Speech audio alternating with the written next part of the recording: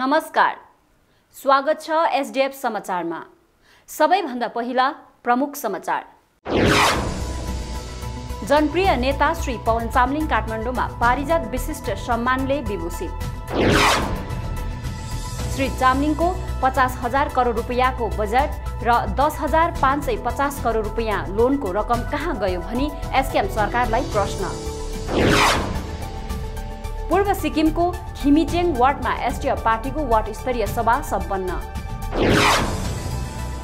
सिक्किमको संवैधानिक विशिष्ट प्रावधान 371F विरोधी सुमन्त हिन्दूमाथि एसकेएम सरकारले कडा कारबाही गर्नुपर्ने सुश्री शर्माको माग। जोरथाङ स्थित गरिब उत्थान भवनमा एसडीएफ पार्टी पश्चिम जिल्ला कार्यकारिणी समितिको समीक्षात्मक सभा सम्पन्न। एसडीएफ विद्यार्थी मोर्चाले शिक्षा विभाग समक्ष राख्यो राज्यका सबै कलेजहरूमा विद्यार्थी प्रतिनिधि परिषद चुनावको माग।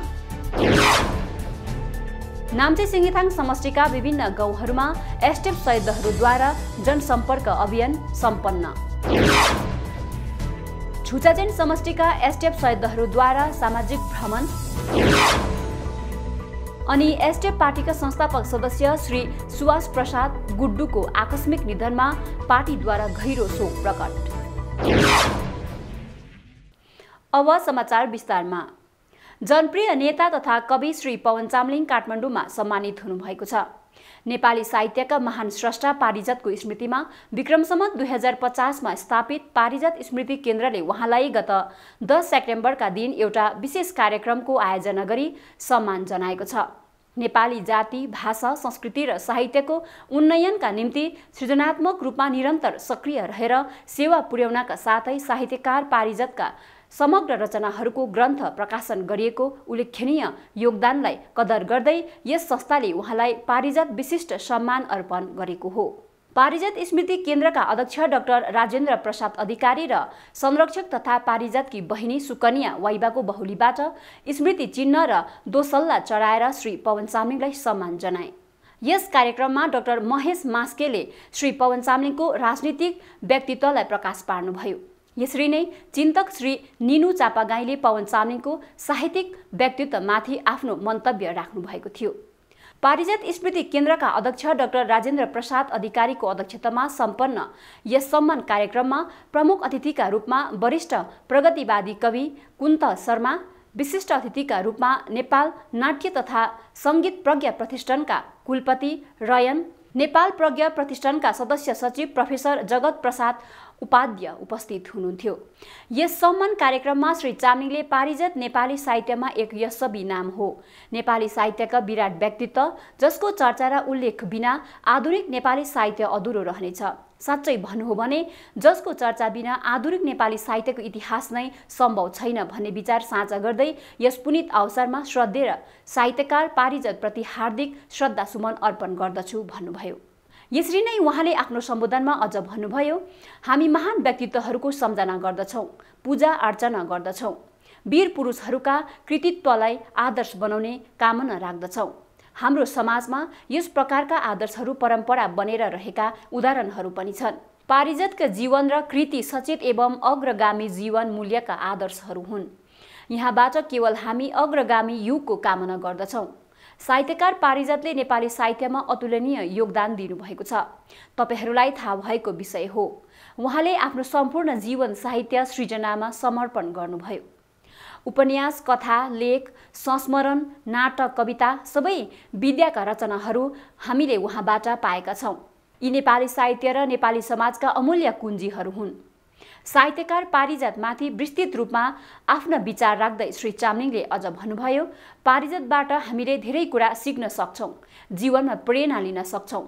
कठोर समय, प्रतिकूल परिस्थितिहरूमा पनि पारिजातले कदापि सम्झौता गर्नु भएन। जनताका पक्षमा उहाँ सधैँ खरा रहनुभयो। उहाँले सङ्घर्ष गर्नुभएको समय मुक्त र स्वतन्त्र थिएन।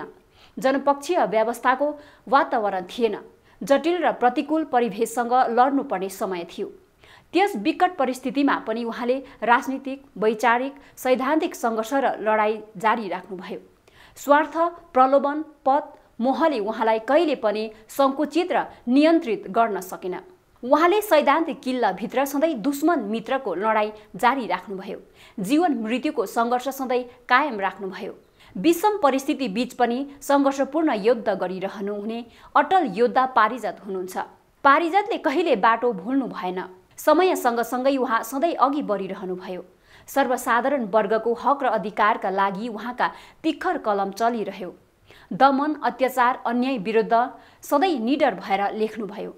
जनताको पक्षमा न्याय, मुक्ति र अधिकार र स्वतन्त्रताको निम्ति लेखिरहनुभयो। स्वाभिमानी र अटल भएर उहाँ अविचल रहनुभयो। पारिजात आफ्नो विचारमा सधैँ प्रष्ट रहनुभयो। वैचारिक जडता उहाँले रोज्नु भएन। जीवनमा पनि साहित्यमा पनि उहाँमा आएका वैचारिक परिवर्तन वा विकासलाई उहाँले सहज रूपमा लिनुभएको छ। त्यो विकासलाई उहाँले सहज रूपमा मात्र होइन, सचेत र जागृत रूपमा पनि लिनुभयो। विचार वा सोचलाई आफ्ना ज्ञान, विवेक, अनुभवको आधारमा सधैँ खुला रूपमा विकास गर्ने छुट उहाँले दिनुभएको देखिन्छ। अग्रगामी विचारलाई जीवनमा स्वीकार्ने वा त्यस विचारको पक्षमा प्रतिबद्ध रहने कुरामा उहाँले सधैँ उदारता र साहस देखाउनुभयो। सम्बोधनका क्रममा उहाँले पारिजातले केवल लैङ्गिक समानताका दृष्टिले मात्र नभई समाजका एक उत्पीडन वर्गका रूपमा नारीप्रति विशेष प्रेम र सरोकार राखेको, उत्पीडित समाजको, उत्पीडित वर्गको, उत्पीडित सदस्यको रूपमा नारी जीवनको लाञ्छित दशाप्रति सभावहरू प्रकट गर्ने गरेको विषयलाई पनि प्रकाश पार्नुभयो। यही क्रममा उहाँले नारी मुक्तिको आवाजलाई उठाउँदै सामाजिक जागरण, चेतना र शिक्षाको आवश्यकतालाई पारिजातले बोध गराउनुभयो भन्नुभयो। पारिजात केवल साहित्यकार वा लेखक मात्र हुनुहुन्न थियो। उहाँ जागृत, सचेत र एकजना गम्भीर चिन्तक पनि हुनुहुन्थ्यो। साहित्यिक क्षेत्रमा एकजना नेता नै हुनुहुन्थ्यो। श्री पवन चामलिङले भन्नुभयो। पारिजातको विभिन्न कृतिहरू सम्बन्धी आफ्ना धारणा व्यक्त गर्दै श्री चामलिङले शिरीषको फूल उपन्यासको त के कुरा गरौँ, तपाईहरू प्रज्ञ हुनुहुन्छ, विद्वान हुनुहुन्छ, कैयौँपल्ट यस उपन्यासलाई अध्ययन गरिसक्नु भएको छ अनि नयाँ चेतना र विचार खोजिसक्नु भएको छ।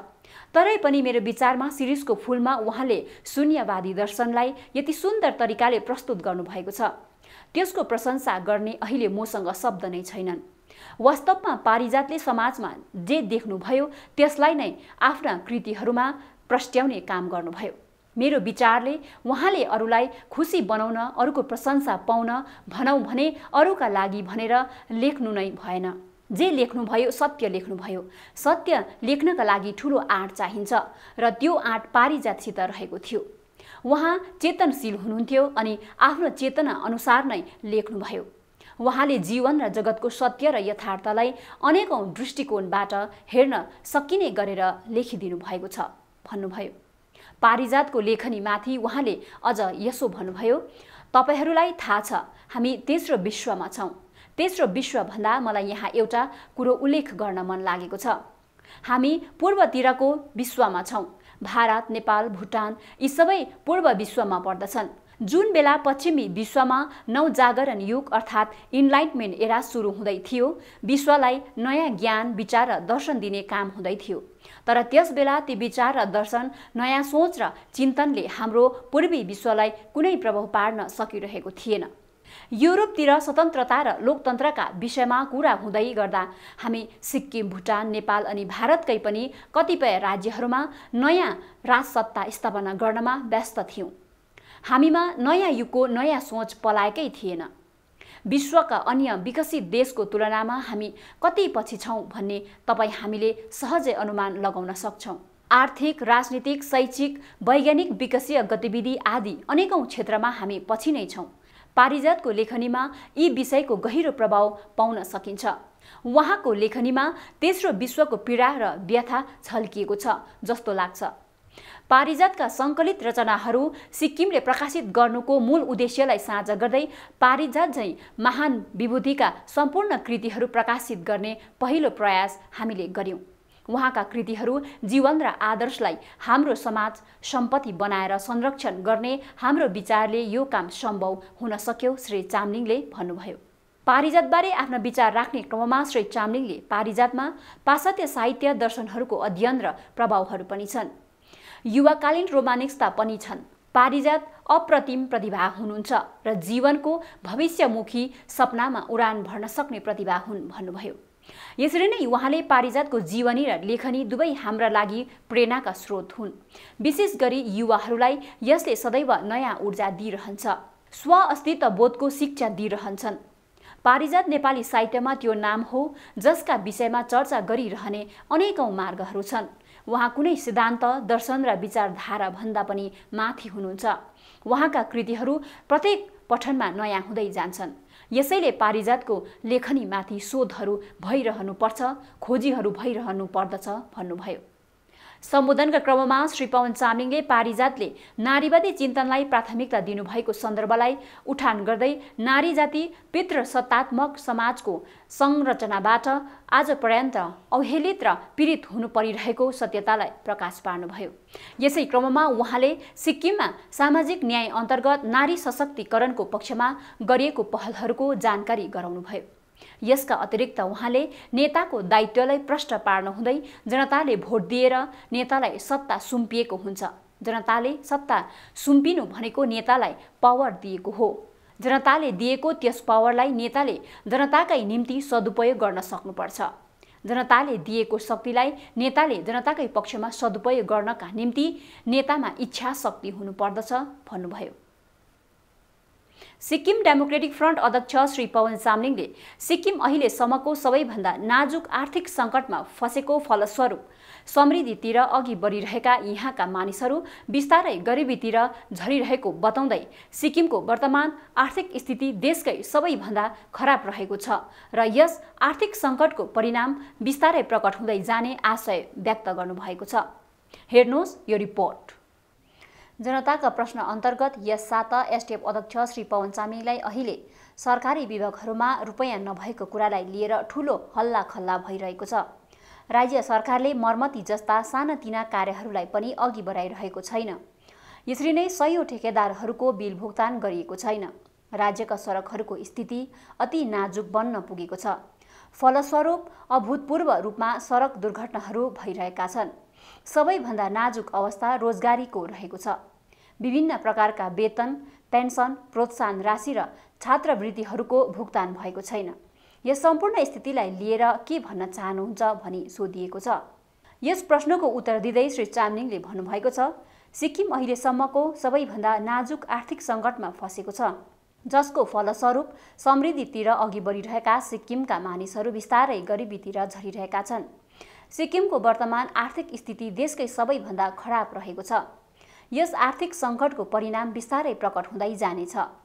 महँगी दर 8.1% का साथ सिक्किम अहिले देशकै तेस्रो स्थानमा पुगेको छ, जुन चाहिँ राष्ट्रिय औसत दरभन्दा पनि अधिक हो।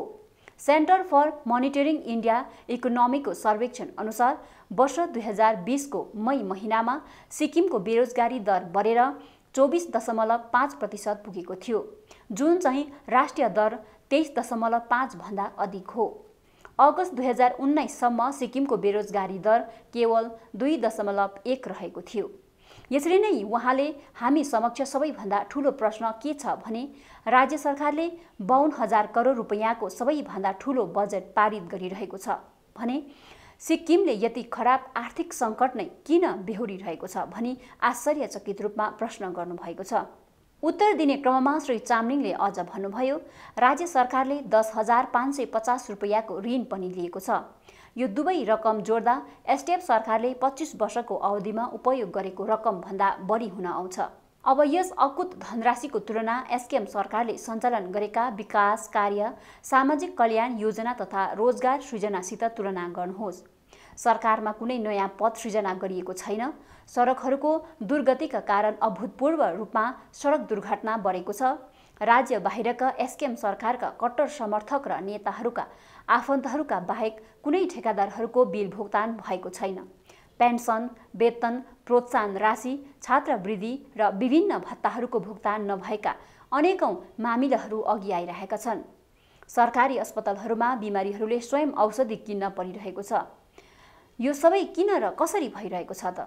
किनभने सिक्किमको विकासको निम्ति भनेर छुट्याएको रकम मुख्यमन्त्री र केही एसकेएम नेताहरूले आफ्नै सम्पत्ति जस्तै कब्जा गरेका छन्। त्यो धनराशि एसकेएम पार्टीमा सामेल कार्यक्रम आयोजना गर्न, उनीहरूको एक मुट्ठी समर्थकहरूको निम्ति वाहन खरिद गर्न, सोसियल मिडियामा गेबल्सहरू नियुक्त गर्न, सयौं सल्लाहकारहरू र उनीहरूका कर्मचारीहरूको वेतन भुक्तान गर्न, गुजरात, मुम्बई, अरुणाचल प्रदेश, आसाम लगायतका अन्य ठाउँमा घुमिरहने मुख्यमन्त्री र उनको विशाल टोलीको यात्राको खर्च भर्न तथा महँगा होटलहरूमा बसेको बिल तिर्न खर्च भइरहेको छ।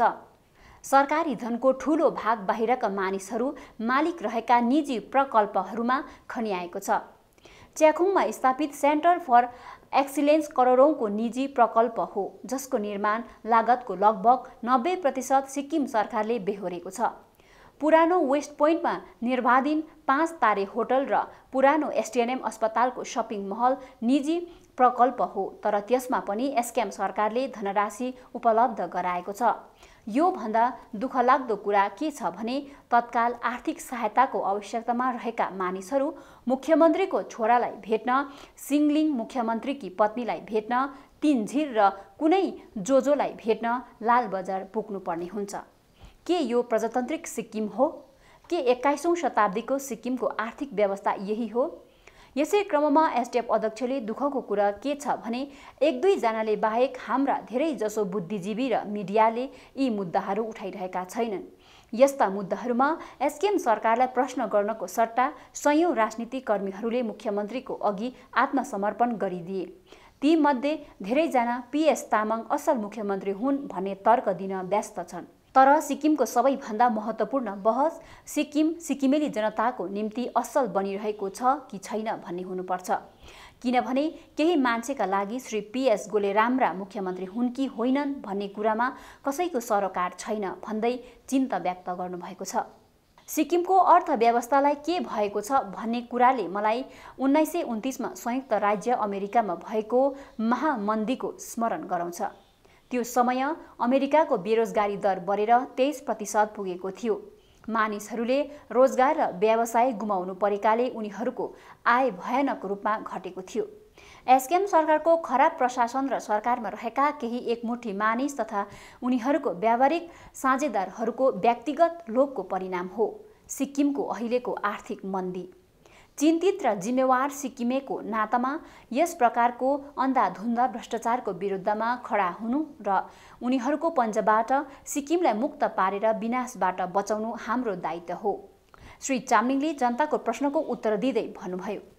उत्तर दिने क्रममा उहाँले अझ भन्नुभएको छ, म सिक्किमे जनतालाई एसकेएम सरकारका चर्चित र प्रसिद्ध झुटहरूको सम्झना गराउन चाहन्छु। वर्ष 2019 त्यो मलाई थाहा भएन। वर्ष 2020 सिक्किममा कोरोना छैन, यो अनुसन्धानको विषय हो। वर्ष 2021 केन्द्रबाट इकोनोमिक रिभाइभल प्याकेज आएन।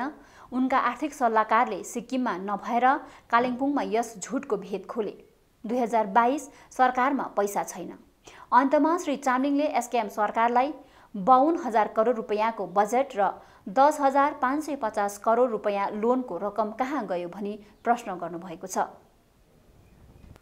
मार्तम रुम्तेक समष्टि अन्तर्गत खिमिचेङ वार्डमा एसडिएफ पार्टीको वार्ड स्तरीय सभा सम्पन्न भयो। पूर्व जिल्ला पञ्चायत श्री कर्म दीक्षेन भुटियाले यस सभाको अध्यक्षता गर्नुभएको थियो। वार्ड स्तरीय सभामा एसडिएफ पार्टी संगठन विस्तार विषयमाथि विभिन्न निर्णय लिएको छ। यसका साथै सभामा उपस्थित स्थानीयहरूले एसडिएफ पार्टीलाई अझ जुझारु र सशक्त बनाउने पक्षमा धेरै सकारात्मक सुझावहरू राखे। सभा अध्यक्षताको आसनबाट बोल्दै श्री भोटियाले जनता सबै संगठित भएर सिक्किमको सुरक्षाका निम्ति एसडिएफ पार्टीलाई सरकारमा फर्काएर ल्याउन अति नै आवश्यक रहेको बताउनुभयो। छोटो सम्बोधनका क्रममा उहाँले एसडिएफ पार्टी मात्र सिक्किमेली जनतालाई साँचो न्याय र अधिकार दिने पार्टी हो भन्ने अहिलेको समयमा साबित भएको बताउनुभयो। उक्त सभामा पूर्व विधायक एवं एसडिएफ पार्टीका उपाध्यक्ष युवा प्रभारी डाक्टर मिचुङ भुटिया, समष्टि स्तरीय कार्यकारिणी समिति अध्यक्ष श्री लाक्पा छिरिङ भुटिया, महासचिव श्री शरद खड्का, पार्टीका वरिष्ठ सयोद्धा श्री जीवन गुरुङ, श्री डीबी कालीकोटे, मार्तम रुम्तेक समष्टिका युवा संयोजक श्री राजु राई, पार्टीका कर्मठ सयोद्धा श्री नामगेल भुटिया, सचिव Shri Thupden Bhutia, Kage ward president Shri Bhaichung Bhutia, Yangthang ward president Shri Punya Prasad Sharma, Shri Bhaichung Sherpa लगायत एसडिएफ प्रेमीहरू उपस्थित रहेको जानकारी पूर्व जिल्ला युवा उपसंयोजक श्री आइता बान्तवाले दिनुभएको छ। वर्तमान समयमा सिक्किमको अखण्डता, अस्मिता र अस्तित्वमाथि अतिक्रमण भइरहेको छ। गत 23 अगस्तका दिन गोपालगञ्ज बिहार निवासी सुमन्त हिन्दू नाम गरेका एक व्यक्तिले देशको राजधानी दिल्लीको जन्तर मन्तरमा सिक्किमको संवैधानिक विशिष्ट प्रबन्धन 371F लाई हटाउनु पर्ने माग प्रदर्शन गरे। यस प्रकारको दुर्भाग्यपूर्ण कदमप्रति अहिले चौतर्फी निन्दा र भर्त्सना भइरहेको छ। एसडिएफ पार्टीका प्रवक्ता सुश्री वन्दना शर्माले सुमन्त हिन्दूको उक्त दुस्साहसको प्रतिवाद जनाउनु भएको छ। उहाँले सिक्किमसँग सम्बन्धित भारतीय संविधानको विशेष प्रावधान 371F लाई कसैले पनि हल्का लिन नहुने बताउनु भएको छ।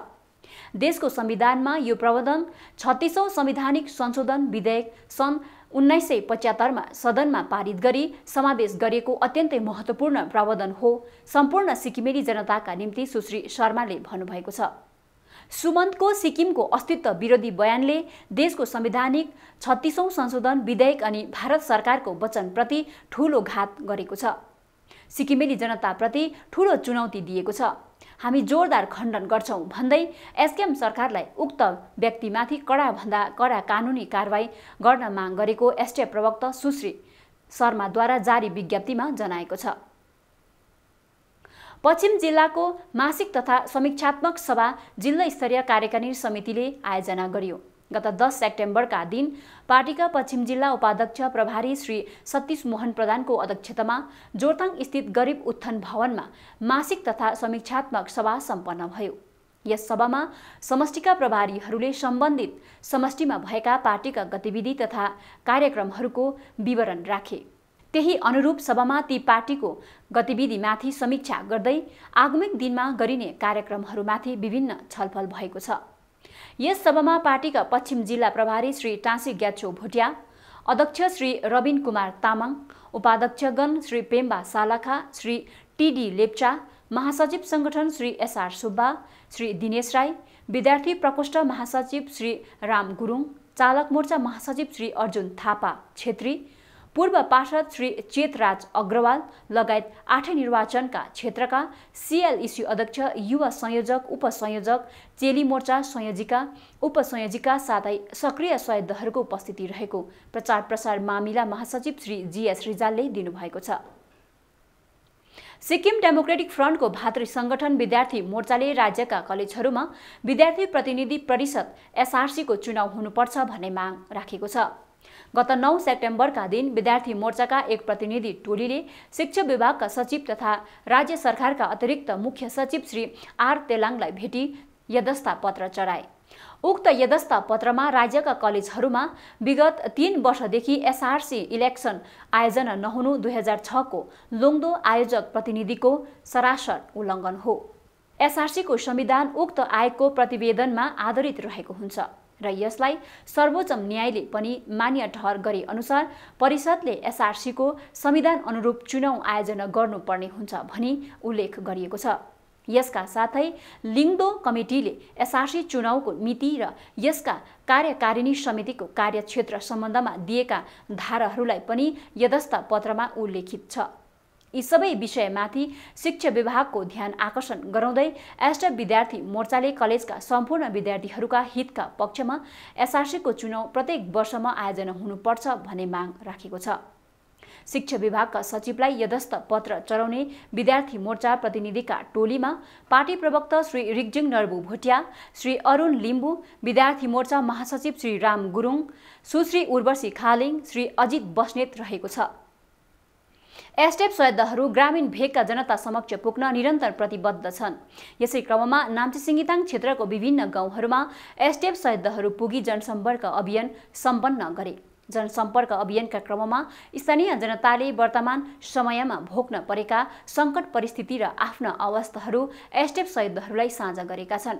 जनताले सिक्किमको शान्ति, सुरक्षा अनि विकासका निम्ति एसडिएफ पार्टी मात्र सही पार्टी हो भन्ने धारणा पनि व्यक्त गरिरहेका छन्।